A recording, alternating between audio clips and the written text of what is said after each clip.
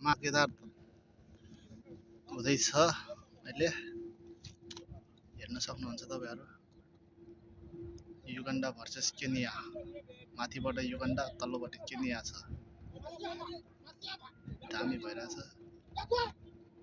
अहिलेसम्म 0-0 छ first half सकिया छ 0-0 छ अहिलेसम्म पनि भर्खर आएको रुममा बस्दा बस्दा अल्छी लागिरह्यो यहाँ निस्केको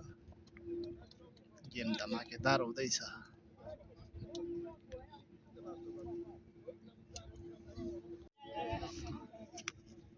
माथिको सबैले पहेँलो सेफ्टी लगाएको छ भने तलको टोलीले सेफ्टी केही लगाएको छैन त्यसैले चिन्न सक्नुहुन्छ तपाईहरुले आफ्नो आफ्नो कुन टिम कताको भनेर चिन्न सक्नुहुन्छ पहेँलो लगाउने जति सबै माक्लो टोली हो भने यो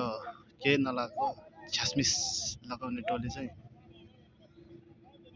तल्लोको अहिलेसम्म 0-0 छ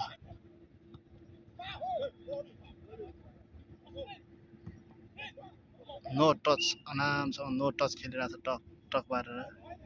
टच भन्ने चिज फिटिक्क छैन नो टच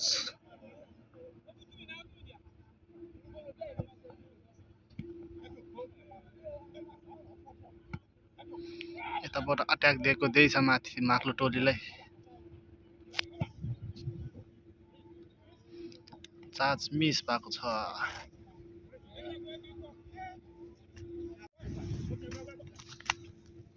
चल्दैछ गेम यता